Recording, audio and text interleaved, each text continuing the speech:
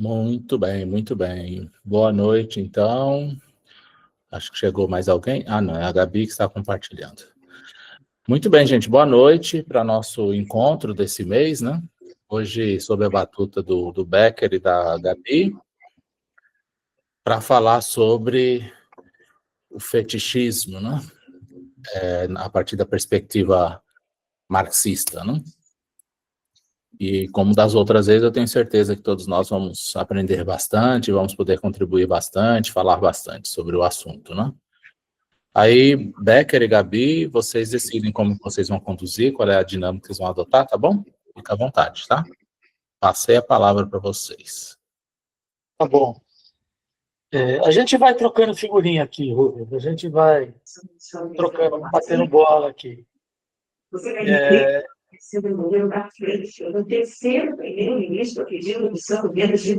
Uma voz aí, Gabi. Pronto? Você fechar o seu Tá microfone. dando para ver?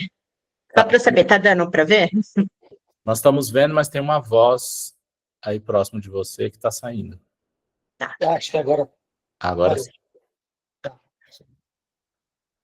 Quando a gente deu uma olhada no texto, né, do caráter fetichista da mercadoria, a primeira questão que veio aqui para a gente poder discutir e discorrer a respeito é conceituar a mercadoria. A gente precisa identificar, então, o que é um produto e o que é mercadoria. Quando a gente fala de produto de trabalho, a gente lembra que o ser humano, o homem, ele modifica a natureza. E com esse processo, nesse procedimento, ele gera um produto. Esse produto não é necessariamente uma mercadoria. A mercadoria está ligado, como a palavra já indica, a mercado. Né? Então, está vinculado a um valor que é atribuído ao seu produto dentro de um contexto social. Como que a gente faz para poder... Então, como que seria... quais seriam os critérios que seriam utilizados para a gente poder interpretar e entender quanto vale uma mercadoria? E aí a gente tem que identificar que a mercadoria está atravessada pelas relações sociais e por todo o trabalho que é exercido para que aquele produto se transforme em mercadoria. Olá, Gabi. Exato. Também tem uma questão importante para a gente poder falar sobre o termo fetichista, que ele vem do fetiche. Então, o fetiche, ele tem uma questão histórica da etimologia dele, que ele está ligado ao culto. Então, tem aquela questão de um valor, de algo que vai além, que transcende.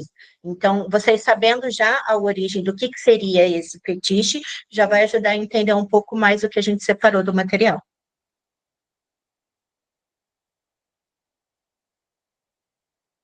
Continuando, então, como que uma mercadoria parece ser à primeira vista? Não como ela é, ela parece ser. Do ponto de vista de Marx, ela parece alguma coisa que é evidente, que está evidenciada, que é aquilo, porque faz parte da nossa realidade social, faz parte do nosso cotidiano. E o grande olhar que a gente tem que ter para uma mercadoria é que ela só se torna uma mercadoria em razão da relação social que existe no produto, naquilo que foi produzido.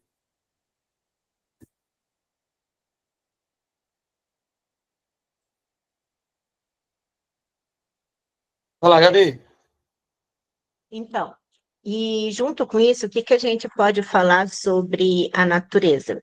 Que ela tem essa sutileza da metafísica e a extravagância teológica. E é legal até dar destaque para essa questão teológica, é realmente da teologia, porque você lembra do fetiche, que eu falei da etimologia, tem justamente isso, a questão do culto. presente.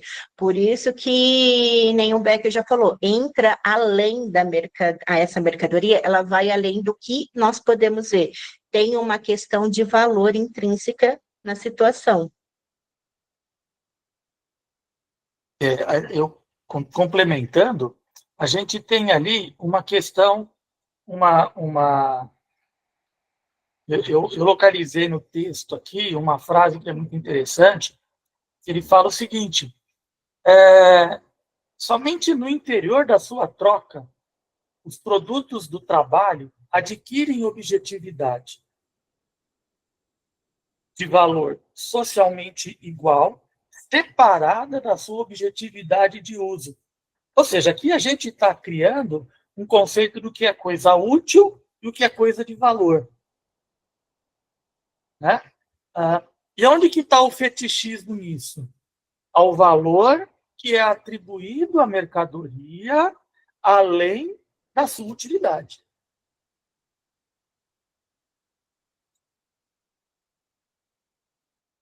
E até contextualizando um pouco isso, o que a gente tem nesse capítulo? É o exemplo da mesa, que ela se transforma numa coisa sensivelmente sobressensível. O que seria isso? Você tem a mesa, que simplesmente você precisa colocar um copo, precisa colocar um prato, aquela coisinha bem básica, bem simples. Mas durante o fetichismo, já passa a aparecer um pouco mais de valor dado a ela. Então, eu quero uma mesa que ela ocupe realmente muito espaço, eu quero uma mesa que ela seja daquela madeira que em cima a gente joga aquela resina, eu quero uma mesa que ela seja toda detalhada, que ela não pode ter aqueles 4 pezinhos básicos, eu quero que ela tenha um ornamento embaixo.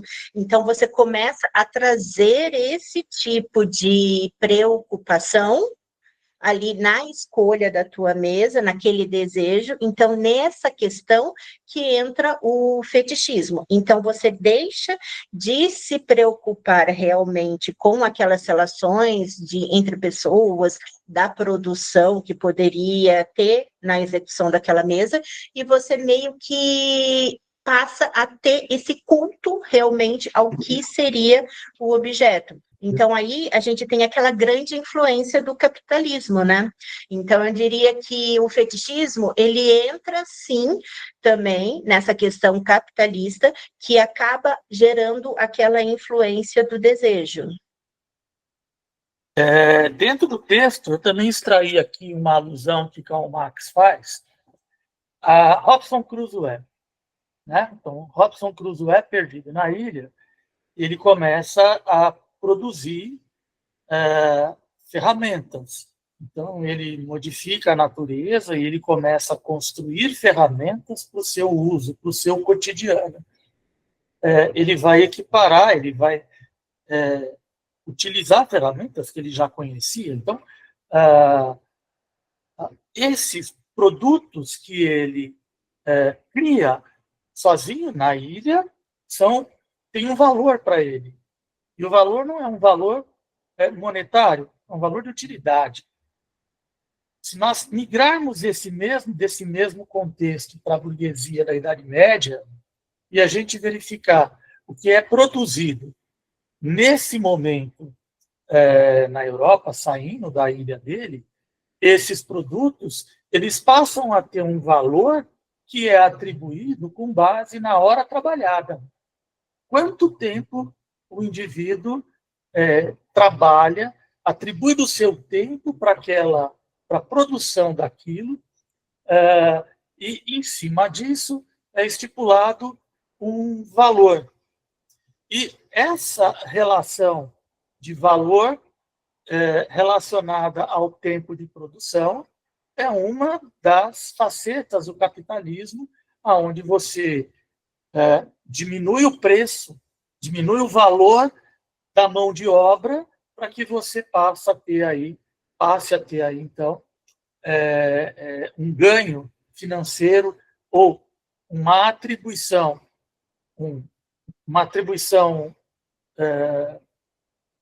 falsa, uma atribuição que não corresponde à realidade, uma vez que a utilidade daquele produto passa a custar mais, a ter um valor maior do que o tempo que foi produzido, da sua utilidade mesmo.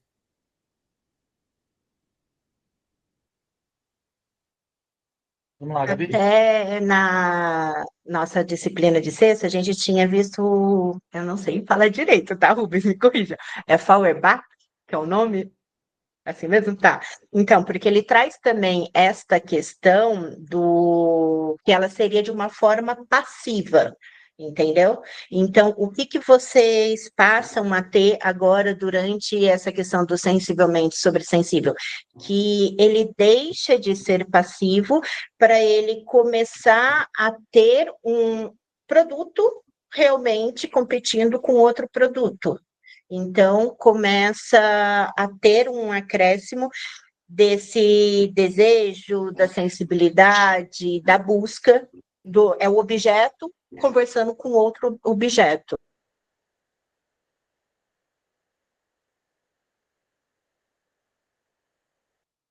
Então, até uma frase que a gente destacou está na página 205, que vocês podem verificar, que seria esse caráter místico da mercadoria, ela não resultar do seu valor de uso, pois reside na forma social. Então, é aquele contexto que nós temos hoje de realmente potencializar a questão do desejo. Vamos lá.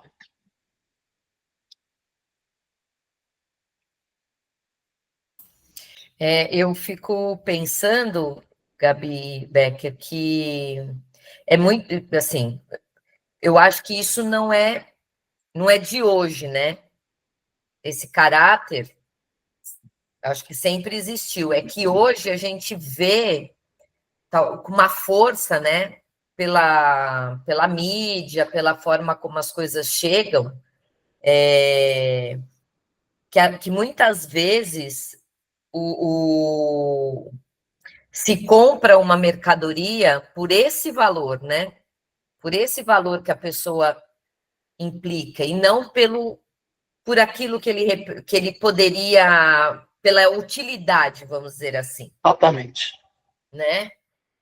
Sim, exato. Principalmente aquela extravagância que tem da dominação, realmente, da questão da exploração, que o objeto pode trazer de poder para as pessoas, né, Carlota? Uhum. E aí é como eu me sinto quando eu uso ou quando eu possuo aquele objeto, né? Então, eu tive um choque de realidade muito grande há algum tempo atrás,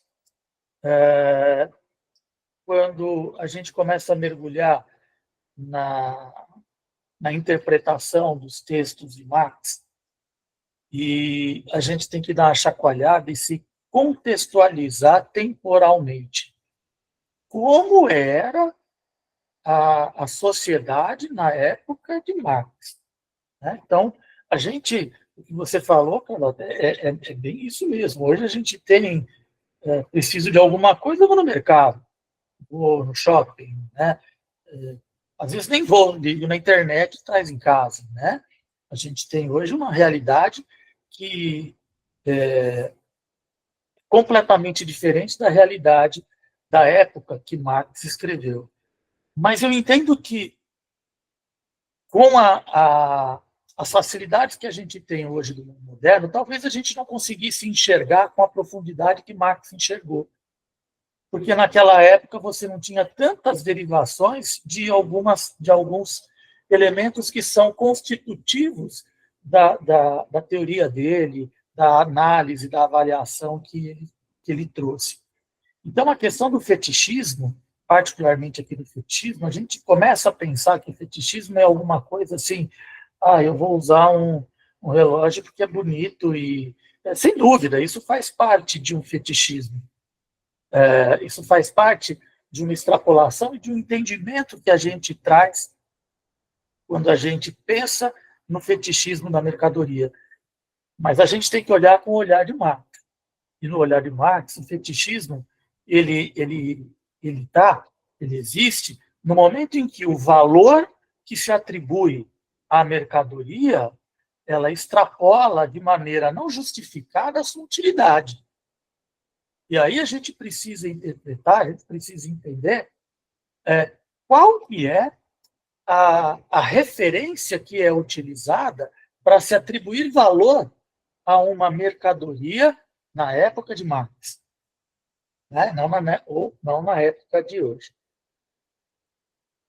Vai lá, Henrique.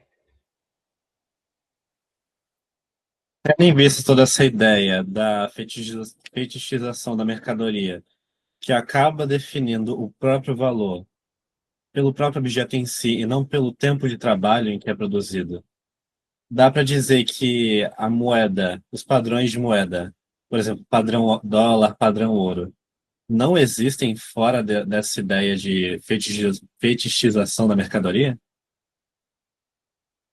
Olha, se nós olharmos na história da economia, de como a gente chegou no modelo capitalista, no modelo de mercado que existe até hoje, a gente segue no texto aonde o Marx identifica que, em razão da diferença de critérios para que você dê valor a uma mercadoria e a outra, passa a surgir a necessidade de você utilizar uma referência comum. E aí você começa a referenciar isso em ouro, em prata, em alguma coisa que você possa ter um objeto de referência. Então, essa mercadoria ela tem um valor que antes era simplesmente um valor de troca, mas esse valor de troca passa a estar agora lastreado numa referência comum que pode ser utilizado para outras mercadorias. E esse reflexo acaba evoluindo naquilo que a gente entende hoje como o mercado, o comércio internacional, onde você tem uma moeda de referência, você tem relação de quanto vale a moeda de um país para outro, etc, etc. E a gente vai mergulhar aí em outros teóricos, que não é o caso aqui. Não sei se eu te respondi, cara. É isso. Vou acrescentar também mais um detalhezinho, que o fetichismo, ele acaba atribuindo realmente essa questão do poder e a mercadoria como se ela passasse a possuir uma alma. Tem também isso que ajuda a entender na relação. Também sim. Vai lá, Rubão. Não, eu acho que a gente precisava calibrar aqui, né? Porque, vamos lá, né? Vocês leram, obviamente, o texto com mais cuidado do que eu, né? Então, vocês podem, inclusive, me ajustar. Mas aí eu fiquei pensando, quando o Henrique, ele pergunta se esse valor atribuído à mercadoria, ele acontece fora das relações de trabalho. E não é isso, né? E aí é que está um equívoco, né? As relações, a mistificação está em você atribuir no capitalismo, né? Em vez de você valorar as relações de trabalho, a gente valora a mercadoria. Então, a mercadoria ela tem mais valor do que as relações de trabalho que foram forjadas para que aquela mercadoria viesse a existir. Ou seja, é como se ela ganhasse vida em detrimento das relações de trabalho. Mas sem as relações de trabalho, ela não existe. Então, eu acho que o ponto de inflexão é aí. O fetiche que Marx utiliza, ele parte de uma premissa religiosa, né, gente? Né? Quando numa premissa religiosa, o homem é capaz de atribuir poderes a um objeto que ele criou. Daí vem o fetiche para Marx, né? E dentro do capitalismo, as relações sociais, relações de trabalho entre fulano A, fulano B e fulano C, essas relações, essas condições reais de produção, elas vão ser obscurecidas pelo objeto, pela mercadoria. Então, a mercadoria ganha mais vida, ganha mais valor do que as condições reais de produção entre o trabalhador A, B, C e D. E aí, dentro do marxismo, quando isso acontece, aí a exploração começa, né? porque você vai determinar que uma Ferrari, por exemplo, ela vale 3 milhões de reais.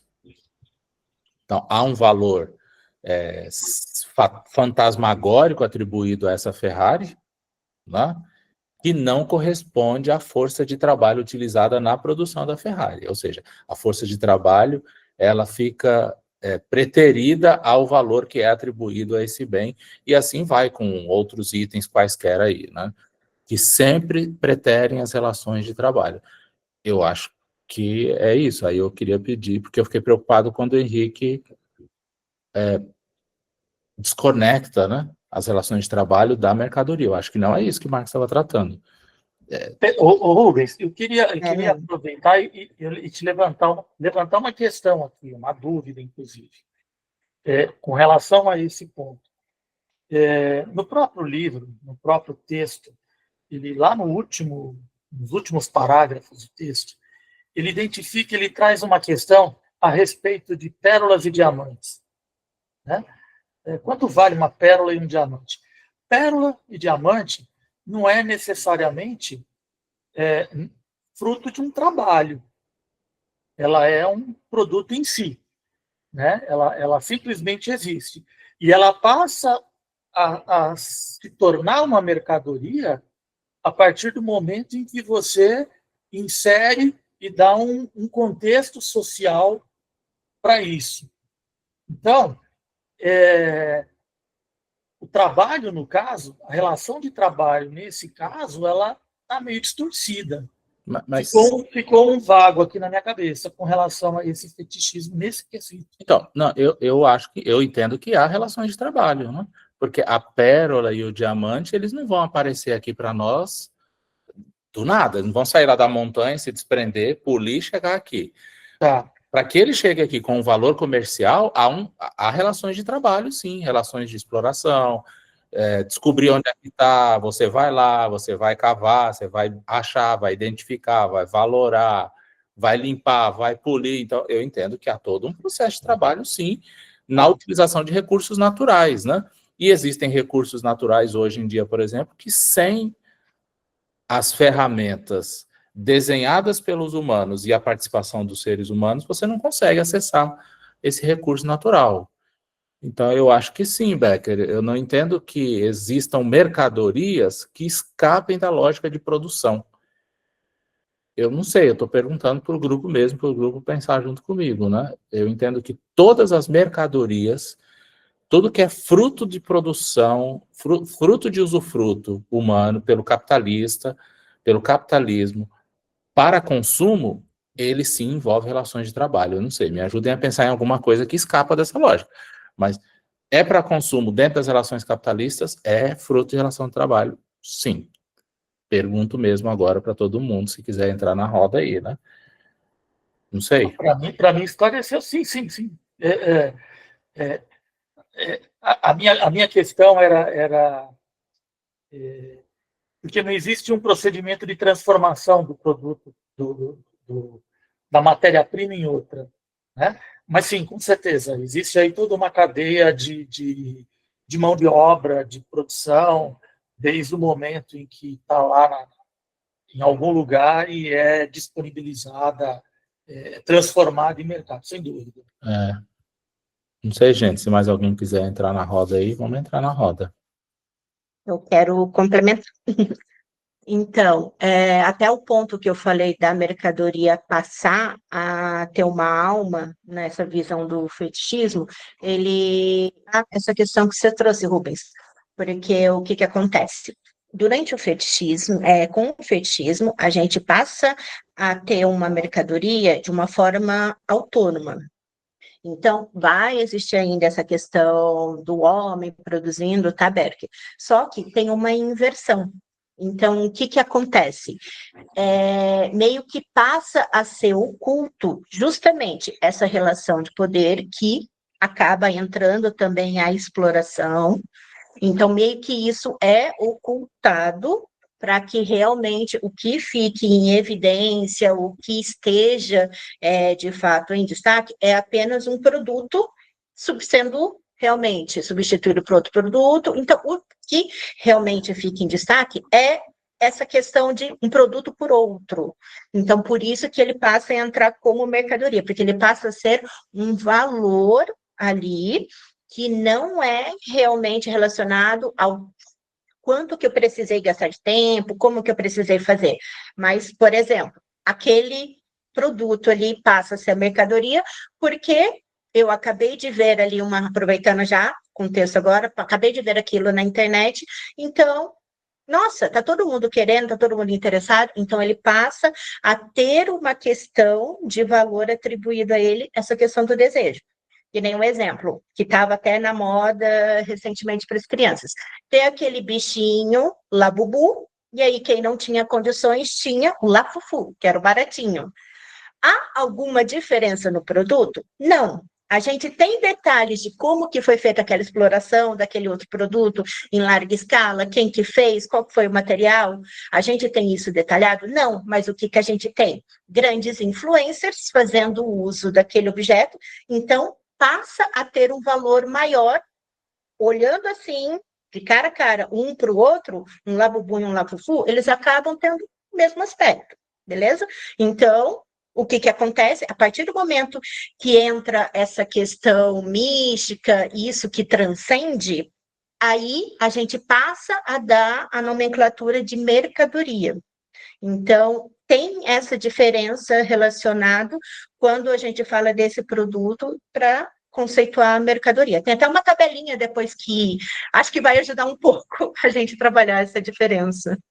Gabi, assim, eu não consigo ver na teoria social marxista, falando de fetichismo de mercadoria, a desconexão com as relações de trabalho. E não tem, é apenas dar uma ocultada realmente, porque no quesito da exploração. Não há produto que se precifique sozinho.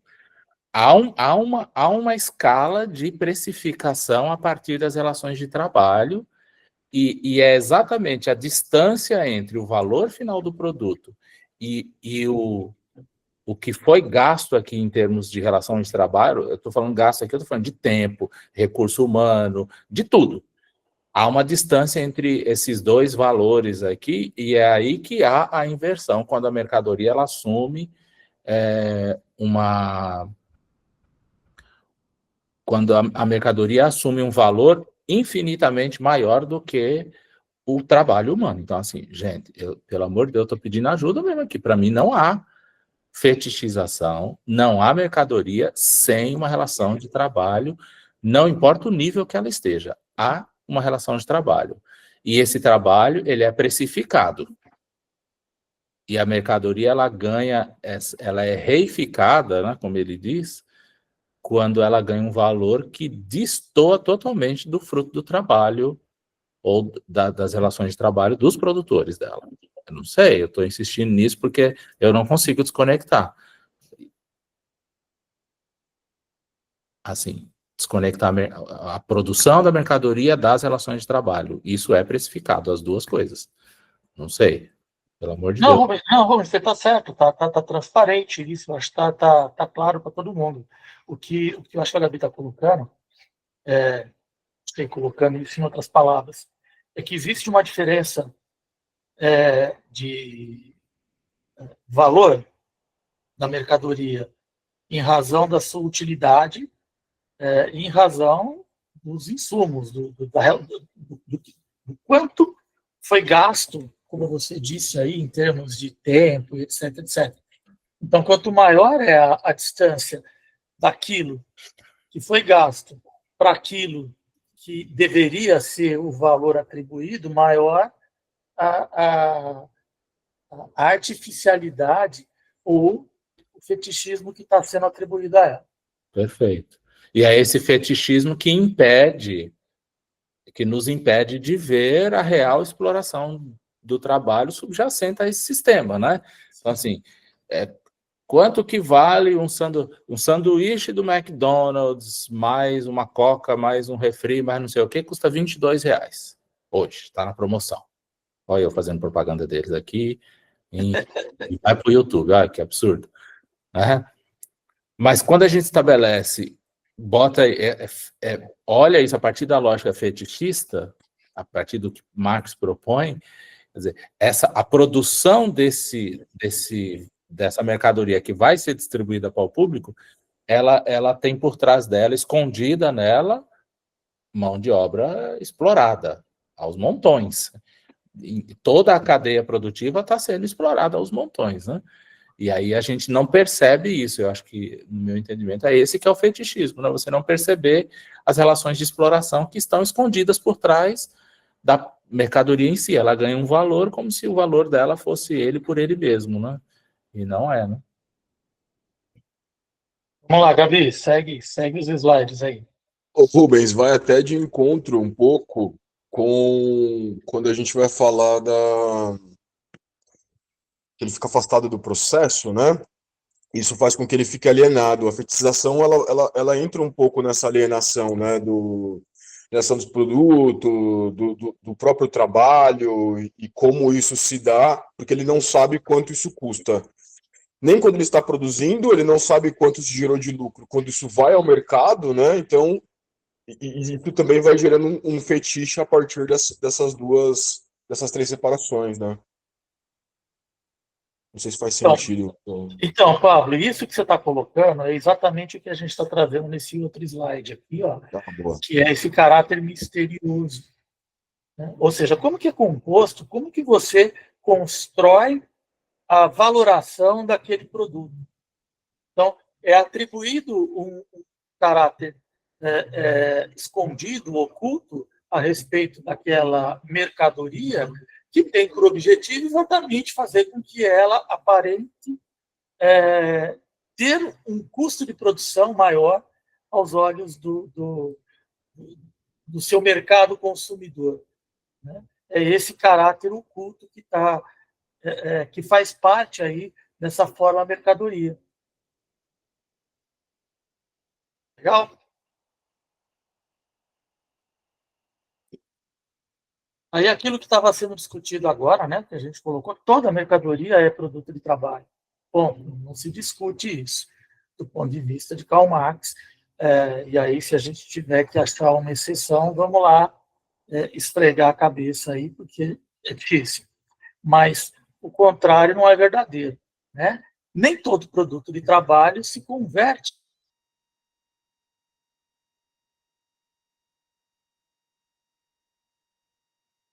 mercadoria. Travou um pouquinho, Becker. Se puder, Eu vi, todo mundo ficou escuro aqui, aí voltou. se você puder repetir, por favor. Tá, vamos lá. Boa noite, meu nome é Pedro. Então, toda mercadoria é um produto de trabalho, mas o inverso não é verdadeiro, porque nem tudo aquilo que é produzido vai se converter numa mercadoria. Mercadoria, ela assim o é porque ela é atravessada por uma porção de relações sociais. Já o produto do trabalho nem sempre vai ser disponibilizado como um objeto a ser, vamos colocar aqui em palavras fáceis de ser entendida, nem tudo aquilo que você produz você vai vender. Tem coisas que são fruto do teu trabalho, que você vai fazer para a sua subsistência, para o seu dia a dia, para o seu cotidiano, né? Então, essa relação, ela é de mão única. Legal? Vamos. Diga lá, Rubens. Vou contextualizar. Eu estou tentando ler, que está pequenininho para mim, mas está certo, segue o jogo aí. Tá Não bom, está vai lá, dando para Gabriel. ver? Não, tá, eu que estou cego mesmo.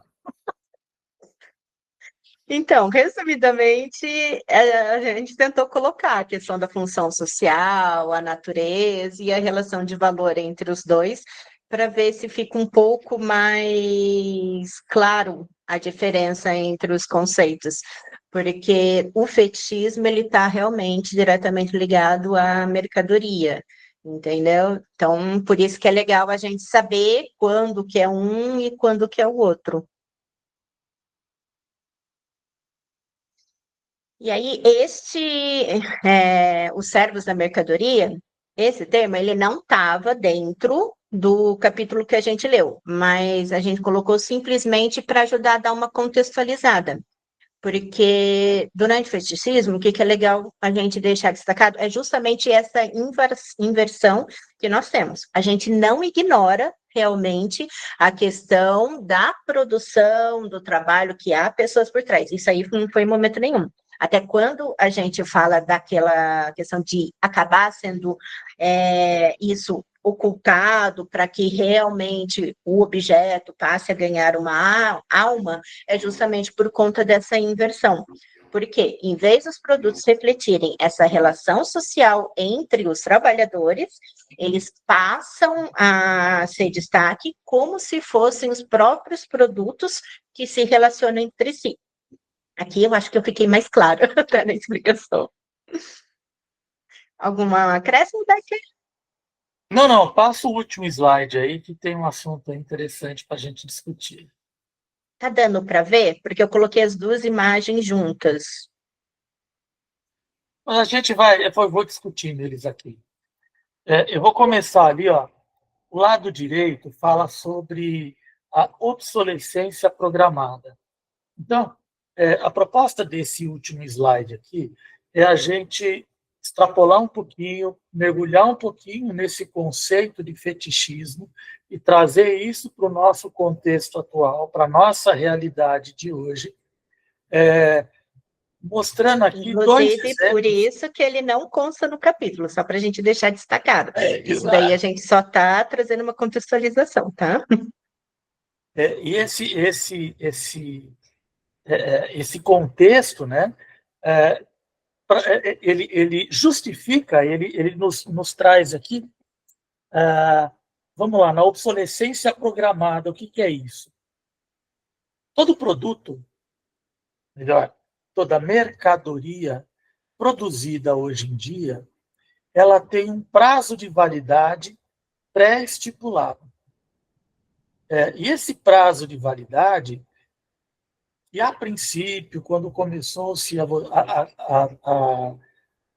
a se tomar cuidado com a qualidade do produto que era colocado no mercado, então se faziam testes de qualidade para dizer que funcionava durante um tempo todo, aquilo foi evoluindo, essas técnicas de identificação da duração da mercadoria, ela foi se aprimorando a tal ponto que as indústrias passaram a criar mercadorias que durem por um determinado tempo pré-estipulado.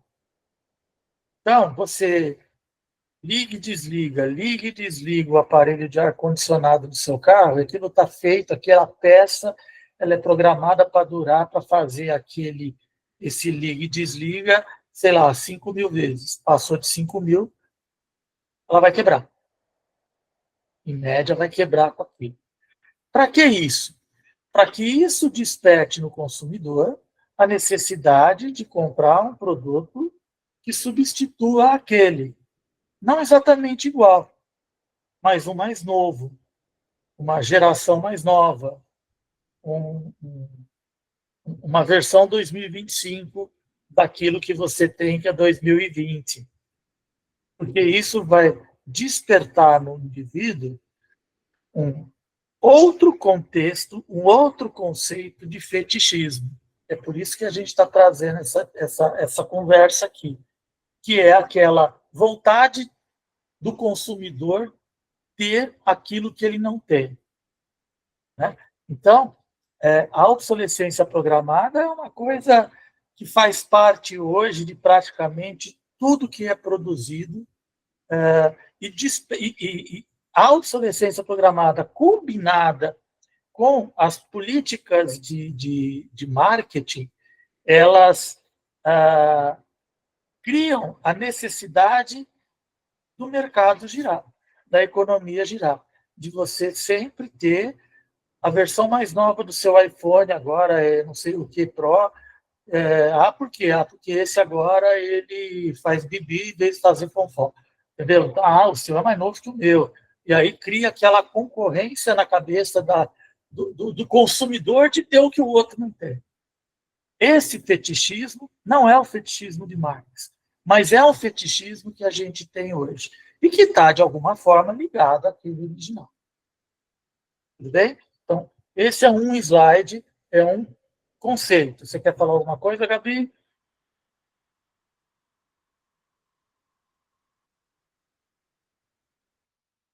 Ainda estou com a garganta ruim hoje por causa do ar seco. É legal falar dessa obsolescência programada, é a questão dela ser uma ferramenta do capitalismo que nós temos hoje, que está diretamente também ligado para perpetuar o fetichismo, realmente. E aí, o que a gente tem disso que o Becker trouxe? São até aqueles tipos, porque legalmente a gente não tem, de fato, uma lei que proteja realmente essa questão da obsolescência. Então, você vai comprar um produto, você já tem aquele boom de informações. Então, até quando a gente fala ali o perceptiva, é que tem todo o engajamento ali da sociedade que você precisa ter esse celular mais moderno. Não, mas aí vai ser datado. A partir de tal dia, você não vai ter mais a atualização no seu celular. Então, aquela câmera de segurança da tua casa não vai poder abrir no teu celular, porque você precisa de um mais moderno para rodar aquele aplicativo. Então, a gente pode perceber que o capitalismo, ele usa muito dessa ferramenta justamente para poder dar destaque para o fetichismo nos dias atuais, né? Legal. Perguntas aí, pessoal? Eu estava pensando aqui que a gente, na mercadoria, eu posso dizer que a gente não está falando só de um produto, mas que os serviços entram nesse campo também, porque aquilo que por exemplo, né, aquilo que se vende, né, enquanto um serviço, também pode, também tem as relações, né, e muitas vezes o valor que se coloca é um valor além do valor daquele serviço, né? Então, por exemplo, eu tenho ouvido algumas. Uma vez eu ouvi um podcast de uns dermatologistas dizendo, né? Que às vezes a consulta do dermatologista custa X, mas se ele está numa clínica XYZ que aplica isso, que aplica aquilo, que aquilo, que atende só celebridades, né? A consulta não é o mesmo valor. Então não é o valor sabe, do serviço. Eu não sei se Sim. em relação a serviço a gente pode falar igual. Ou eu particularmente eu entendo que serviço e mercadoria são coisas distintas, né? Entretanto, boa parte das regras que se aplicam à mercadoria se aplicam também à prestação de serviços. Então, a gente tem regras semelhantes e eles fazem parte do mesmo contexto econômico, né? Então, assim, a hora de um custar uma coisa, a hora do outro custa outra coisa. E os dois fazem a mesma coisa com a mesma qualidade. Sim, existe um fetichismo aí também por trás, né? Apesar de um ser mercadoria e o outro ser prestação de serviço. Tá? Essa é a minha leitura. Mas o Marx não fala disso. Não, ele não fala. Ele fala Isso é sobre algo o mais fetichismo atual, da né? mercadoria, né? Porque ele tá colocando aqui exatamente a transformação daquilo que é produto em mercadoria. A transformação da natureza em mercadoria. Gabi, dá uma escorregada no outro slide lá, por favor. Na outra imagem. Tá bom. E aqui, gente, tem uma figurinha aqui que eu estou trazendo. Aqui eu trouxe do direito essa informação, tá? E aqui para a gente fazer um paralelo Quando um indivíduo aluga um imóvel, então, o locador, aquele que tem uma casa e aluga para alguém, locatário, inquilino, existe uma relação ali de um mora e o outro permite que seja morado. O inquilino, às vezes, precisa fazer algumas modificações, algumas benfeitorias no imóvel. Essas benfeitorias, elas são divididas. Elas podem ser úteis, necessárias ou voluptuárias. O que é uma benfeitoria necessária? É aquela que, se você não fizer, a casa cai. É imprescindível, precisa ser feita. Uma benfeitoria útil é aquela que melhora o imóvel, mas não é necessária. E a voluptuária é aquela que decorre da vaidade de quem está morando lá, quer fazer um enfeite, colocar lá uma estátua da Liberdade da Havana na porta de casa, né? Por exemplo. Enfim. E se nós olharmos, se nós trouxermos essa distinção que existe nessa relação de locação para o mundo do negócio, né? Para o comércio, para a circulação de mercadorias, a gente consegue enxergar aí um paralelo interessante. A gente vai ver que existem produtos que são necessários, mercadorias que são necessárias para você. Eu preciso dessa mercadoria para sobreviver, para poder, enfim, para poder dar um andamento naquilo que faz parte do meu cotidiano. Existem produtos, mercadorias, que, pô, legal se eu tiver, mas se eu não tiver, não vai fazer muita diferença, né? E tem aquelas que a gente tem só porque eu gostei. Achei bonito, eu tenho, eu posso, eu quero, vou lá e compro, é meu. A grande sacada é que essas três características, elas eventualmente se mesclam. Existem produtos que são necessários, mas também são voluptuários. Né? Aí eu preciso de um telefone celular. Ok. Mas aí, em vez de comprar um telefone celular, você compra o telefone celular mais top que tem de não sei onde. Deixou de ser o produto necessário e passou a ser um voluptuário. Então, você tem aí uma zona cinzenta, aí, uma zona de sobreposição disso. A mesma coisa no que diz respeito a útil. Né? Vamos pegar o mesmo exemplo, o celular. Eu preciso de um celular para poder trocar conversas, poder acessar banco. Mas se tiver uma câmera fotográfica, é legal. Se não tiver, não vai fazer falta. Olha, é útil. Mas uma câmera fotográfica de 200 megapixels já passou a ser voluptuário. E a gente começa a mesclar essas coisas todas, né? Essas características todas. Só um instantinho, Paulo.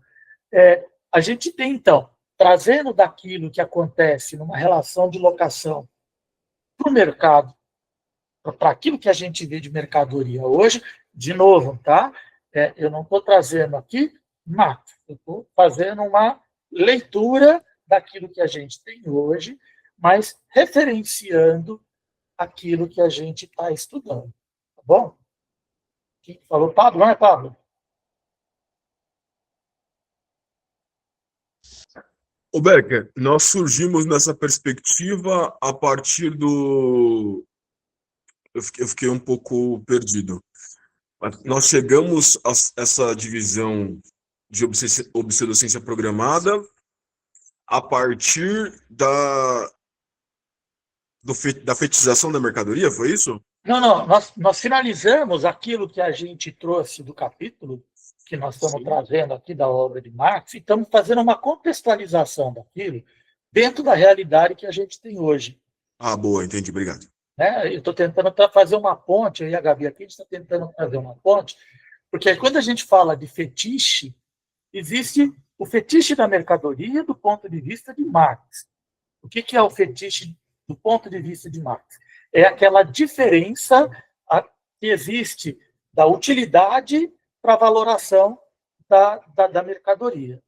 E existe um entendimento de fetiche do senso comum que a gente precisa deixar claro que é diferente, mas que existe essa fetichização, sei lá se essa palavra existe, para o nosso dia de hoje aqui, só para a gente poder não misturar as coisas. Eu estou evidenciando que tem coisas diferentes, exatamente para a gente não misturar as coisas. Entra como uma ferramenta, né? Fala, Rubão.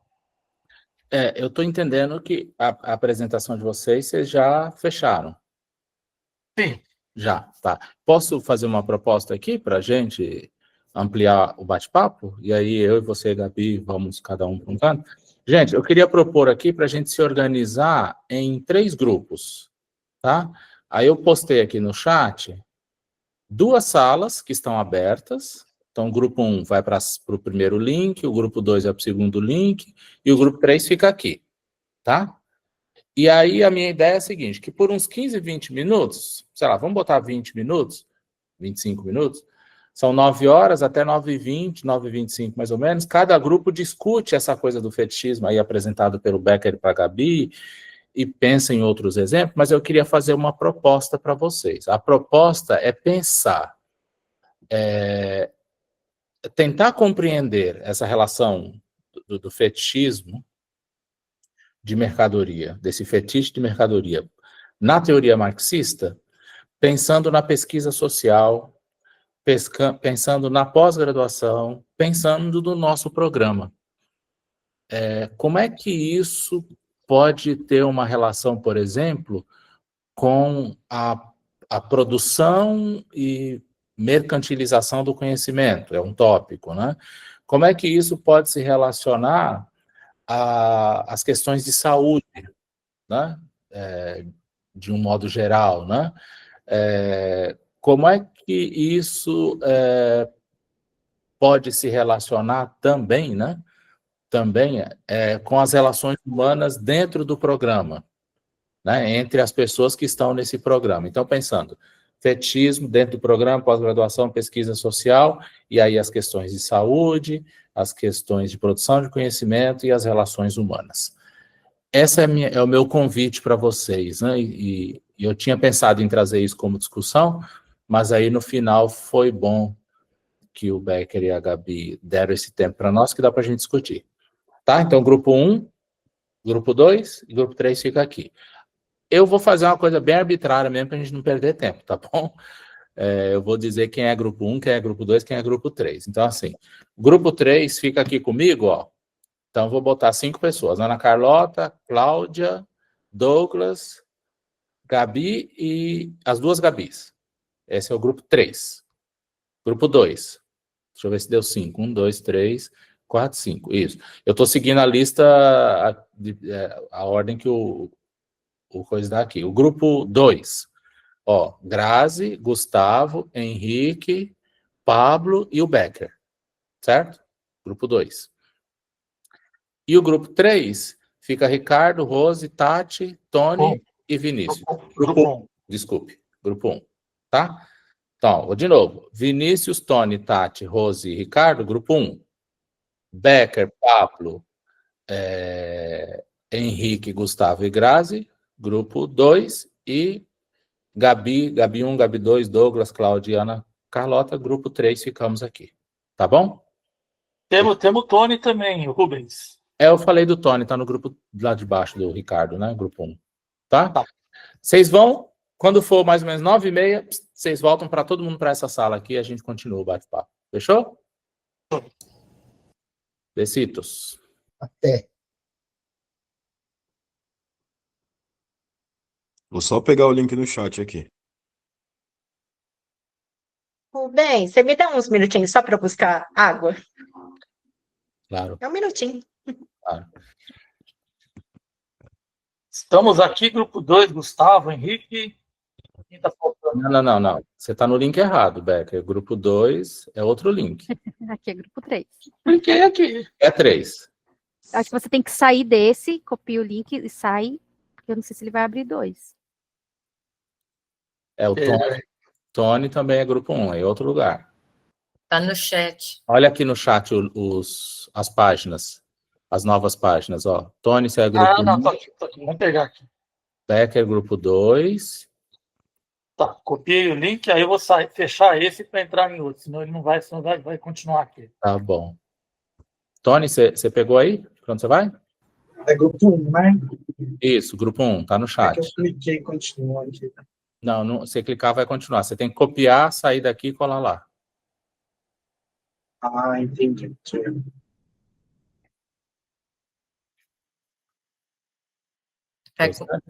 Vai continuar gravando, Rubens? Vou parar a gravação. Depois, por exemplo, agora ele começou. Nós poderíamos pensar, mobilizar o saber produzido na antropologia, por exemplo, na psicanálise, ou em outros campos, para a gente poder discutir esse tema do fetichismo, né? E as extensões da proposta do Marx para outros campos. Aí, a minha proposta ela foi relacionada aqui ao nosso campo aqui, que é pensar numa pesquisa social e pensar numa pesquisa dentro de um programa específico, né? Educação e saúde, e pensar a pesquisa nesse espaço da pós-graduação, num programa de educação e saúde, e como é que a gente pode explodir o que Marx discute com o fetichismo de mercadoria para esse cenário nosso, né? Eu acho que eu fui passeando lá nos grupos e eu vi que as discussões foram por caminhos diferentes, aí agora seria o momento de vocês falarem, né? Acho que a gente poderia falar primeiro sobre a coisa do conhecimento, né, que foi uma proposta inicial, né? Como é que o conhecimento, a produção de conhecimento, a circulação de conhecimento e a mercantilização do conhecimento está relacionada podemos estabelecer uma ponte com o que vocês discutiram. Fiquem à vontade, por favor, vamos falando. Acho que você pode só abrir o microfone e já falar. Agora não pode mais ter silêncio, Helenice, senão a gente não termina. Agora tem que falar. Acho que o que vocês discutiram inicialmente nos grupos de vocês, né, seria um caminho. Posso começar? Claro, por favor. Bom, a gente estava conversando ali, conversamos, mas a todo momento não tínhamos certeza se estávamos no caminho certo. Tá? Enquanto o pessoal trazia bastante coisa interessante, eu acabei conversando com o chat GPT, mais pelo desespero mesmo, de realmente sentir que estava entendendo do que se tratava, e fiquei pedindo para ele me dar exemplos, para realmente entender, né, o conteúdo. E ele me passou um exemplo, a gente conversou e achamos interessante, né, que comparava ali, né, um artigo científico à questão do fetichismo, dizendo que um artigo científico é avaliado mais pelo fator de impacto, pelo número de citações, do que pela capacidade dele realmente de transformar a realidade, né, as mudanças sociais.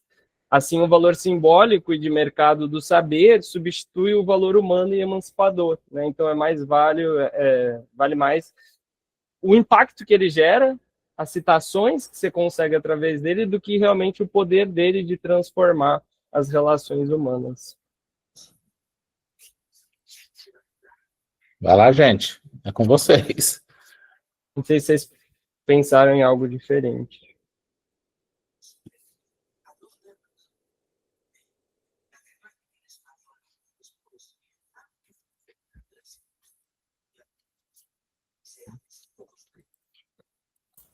Aqui a gente pensou um pouco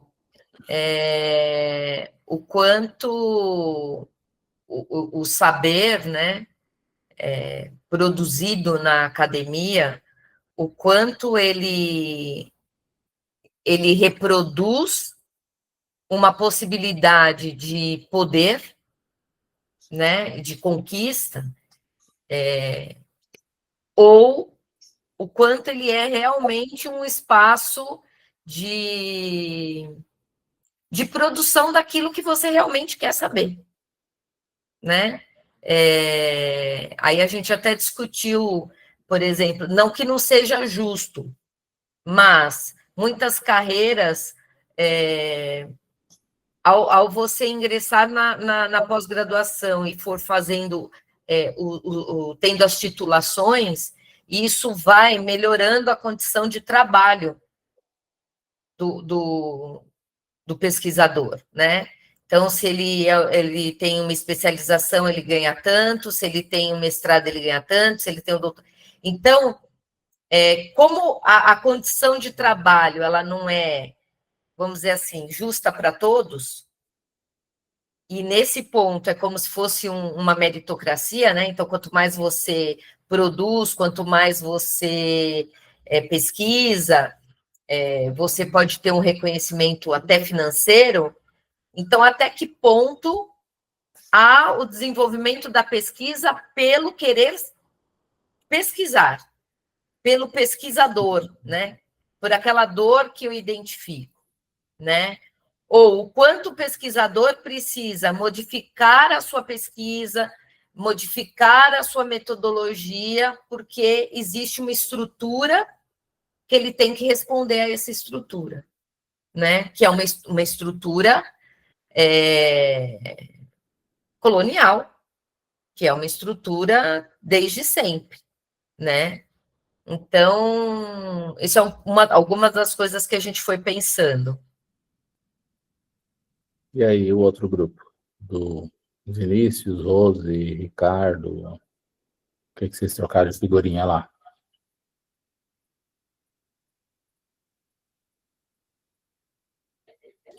Emendando o que a Carlota trouxe, a gente até falou do quanto a gente produz, quantos artigos, quantos capítulos, muito mais. Acho que a Rose travou, né? Alguém completa?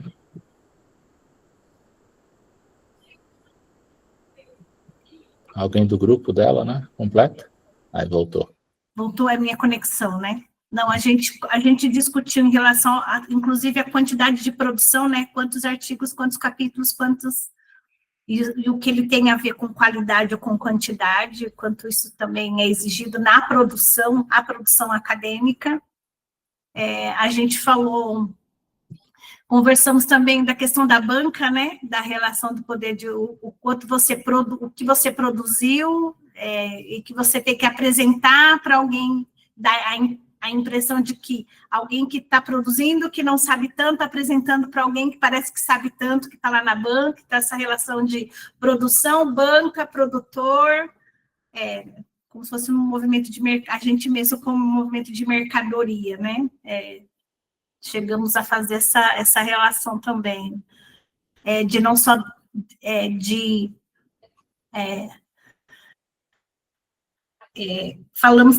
conversamos também sobre não só da relação da banca, da relação de produção de artigo, mas também do produzir, o quanto produzir muitas vezes tem que ficar se encaixando, o que você vai produzindo de dado, ter que antecipadamente ficar se encaixando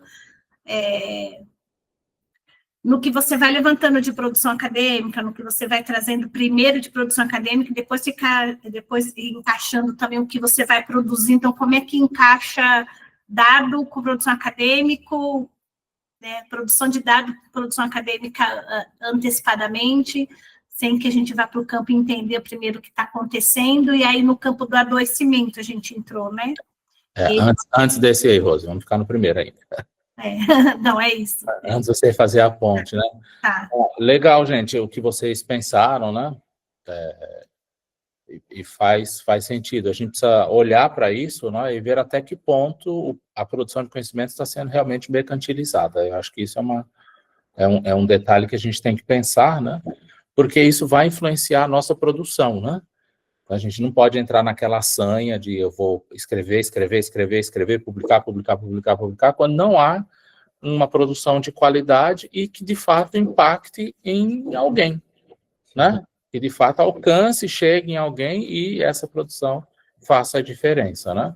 Então, essa é uma das preocupações que a gente pode olhar, né? Esse produtivismo acadêmico, né? E a transformação do diploma como se toda a inerência da produção está relacionada a um pedaço de papel, e se desconsidera todo o lastro humano por trás, né? É legal isso. E o que vocês falaram aí agora, Rose, sobre essa questão do adoecimento, né? O que vocês pensaram? O que vocês trocaram de figurinha? Acho que outras pessoas agora podiam falar, né, gente? Por favor. Acho que o Ricardo, o Vinícius, pode até me ajudar, mas no adoecimento, quando eu até trouxe a experiência de que, doutora Zena, a gente trouxe a experiência do mestrado, por exemplo, cada um de nós, do quanto adoeceu, né? Você tem uma produção acadêmica lá pronta, teórica, tudo pronto, e você traz os seus dados e fica tentando encaixar, e não dá para encaixar, separa os dados, traz o que encaixa, mas o que ficou lá também tá bom, poderia refazer, escrever outra coisa, não dá mais tempo, são só 2 anos, então você adoece com essa questão de produzir dados, mas tem uma produção acadêmica pronta, você isso não foi seguindo junto, né, descobrindo junto com dados, aquilo que vem de produção teórica, você tendo que colocar nessas caixinhas. Acho que outra pessoa do grupo podia seguir, para a gente ouvir mais gente. Acho que o Rose travou de novo. Acho que o que a gente pensou, né, assim, todo mundo tentando chegar numa ideia, né, foi essa questão dessa produtividade como um processo também de alienação, comparando aí com Marx, né, pensando nessa questão da produção, né, porque você vai produzindo e vai muitas vezes destrinchando um trabalho em vários trabalhos para que ele se torne um número a mais, sem perceber o sentido disso, né, sem perceber por que e é uma coisa automática já, né, de verificar as oportunidades, verificar as possibilidades, então entra nesse processo, e aí esse adoecimento, ele se assemelha um pouco a esse estado, né, de não ter o próprio, não é seu aquilo lá, né, aquele produto, ele é produzido a partir daqueles meios que estão ali, mas não é algo que você realmente produziu que seja significativo para você, né, que tenha aquele sentido. Então, essa alienação estaria relacionada a isso, né, esse sofrimento, a esse adoecimento, que é uma coisa não percebida, mas vivenciada, né. Não sei, é uma coisa nesse sentido.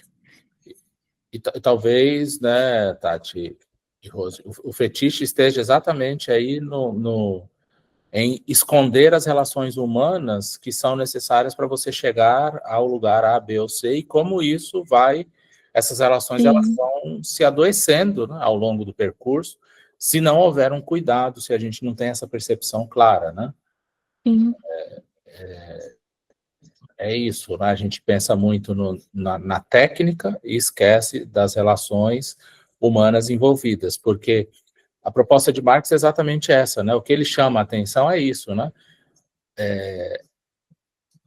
Olhar para a mercadoria, mas não esquecer que por trás da mercadoria existem pessoas, existem relações ali que estão sendo cooptadas por essa lógica capitalista, né? Então, acho que isso é uma coisa importante, né? Sim. Até no início, Rubens, a gente tinha comentado, né, bem no início da discussão, né, quando a gente vai fazer a pesquisa, principalmente essas que a gente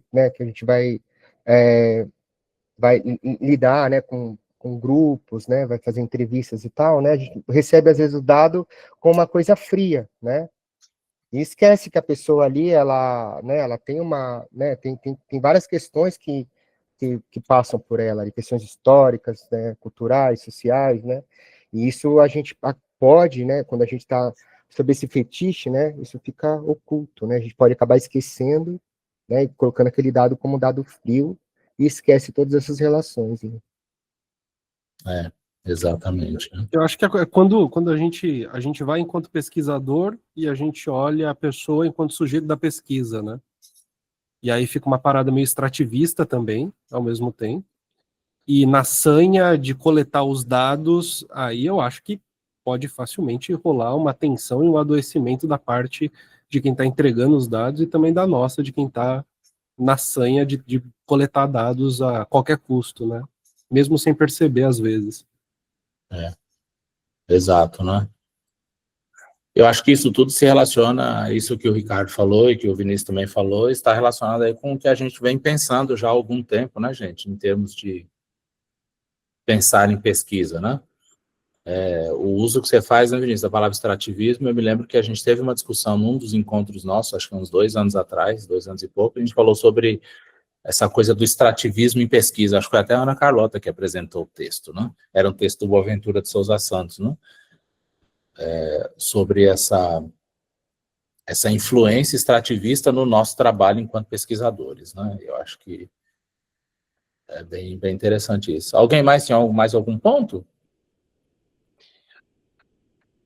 Também nessa questão do adoecimento, até da alienação, de dar aquela prioridade realmente de uma revista que vá ter maior credibilidade e aquela reprodução ser maior do que aquela preocupação social da pesquisa, e aí nisso acaba entrando naquele excesso do pesquisador, de ser totalmente crítico, de ter que ser alguma coisa que a instituição pede, não que de fato ele tenha aquela dor a ser pesquisada agora. Então, acaba entrando também a crítica ao sistema, porque, querendo ou não, o capital da instituição acaba vindo também das publicações, de como aparece no currículo Lattes, qual é a relação que aquela pesquisa está tendo ali com as principais revistas. Então, esse adoecimento também entra com a questão estrutural e também com a nossa própria cobrança de, eu não vou sair hoje, então eu começo a deletar o meu bem-estar, o meu lazer, para justamente eu conseguir dar conta daquelas inúmeras produções acadêmicas que são necessárias.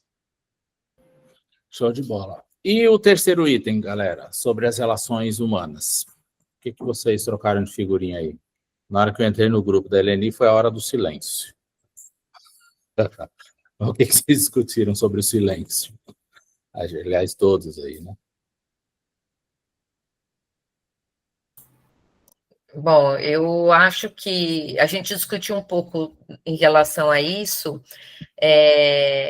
Primeiro, em relação como fazemos uma pesquisa participante, né? Então, a relação, que é um pouco do que o Vinícius trouxe, a nossa relação com aquele sujeito, mas que ele não é um sujeito que vai fornecer informação, mas ele vai estar junto, né? Com o pesquisador nesse processo, porque o objetivo é não só conhecer, mas provocar uma mudança, né? Aí sim, eu acho que vem o Paulo Freire, aí é provocar uma emancipação, né? Ou pelo menos uma leitura crítica a respeito da realidade, né? Então, acho que uma coisa é nessa relação e nas outras relações que se estabelecem com as outras pessoas da universidade, né? A gente até lembrou do livro da Caterine, né? Quando ela traz a questão das brechas, né? Porque muitas vezes você não tem força para ir de frente, né? Você vai bater no muro da universidade, da produção acadêmica, dos seus colegas, e se você bate de frente, você adoece e volta. E pode ser que você desista, como muita gente desiste. Mas se a gente procurar as brechas e por elas, né, a gente adentrar para ir tentando, na medida que a gente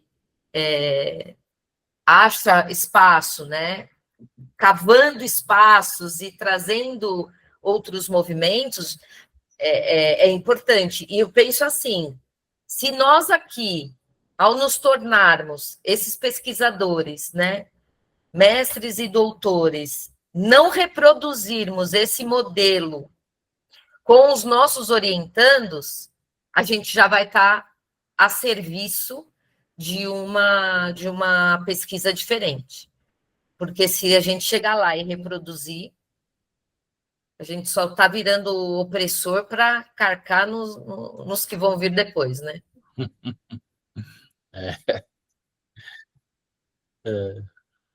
E aí? Mais alguém com algum outro ponto? Pensando nisso que a Ana falou, né,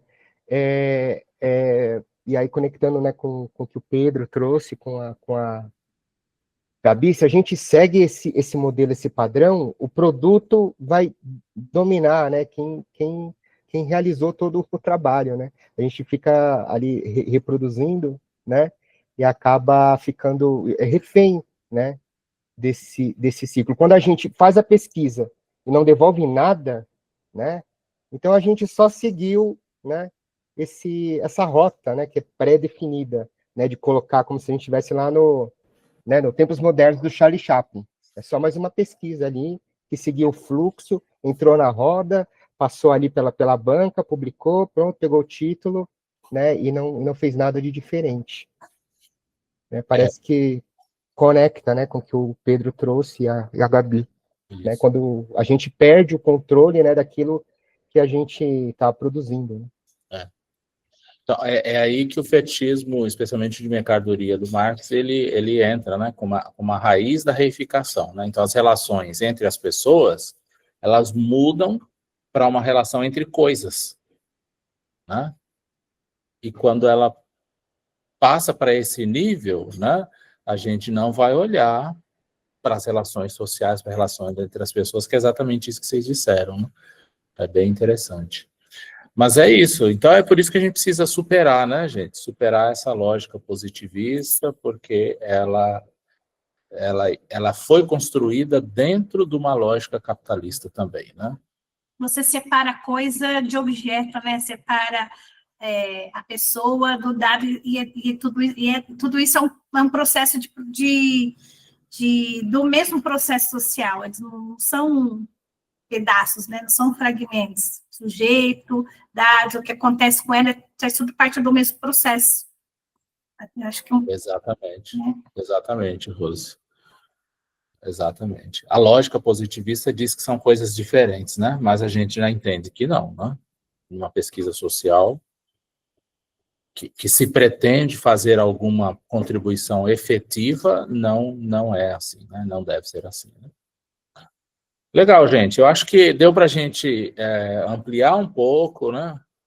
O que a gente... É lógico que, evidentemente, tanto o texto quanto o que o Becker traz e a proposta que nós tentamos construir juntos aqui, ela não esgota a compreensão dessa categoria marxista, né? Vai precisar estudar um pouco mais, vai precisar ler um pouco mais, entender mobilizar outras categorias e outros caminhos para a gente ir a partir da proposta marxista para entender com clareza, né? Mas eu acho que o basicão aqui, eu acho que deu para a gente compreender, né? No nosso próximo encontro, a gente vai falar de um livro, né, do Engels, né, do socialismo utópico ao socialismo científico, né? E aí eu convido vocês já para dar uma olhada pelo menos passar os olhos um pouco mais de calma em alguns tópicos do livro, né? E vai pensando na sua pesquisa, né? Quando a gente está olhando para o que Engels propõe, para a discussão que Engels propõe nesse livro, não é um livro mais curto, né? Tem ali uma certa complexidade, mas não é nada que a gente não dê conta de entender e fazer relações, né? E vamos pensar em fazer relações com o que você pesquisa ou o que você quer pesquisar, né? E aí, no nosso próximo encontro em novembro, a gente vai discutir isso, né? A partir dessa obra do Engels de 1877, né?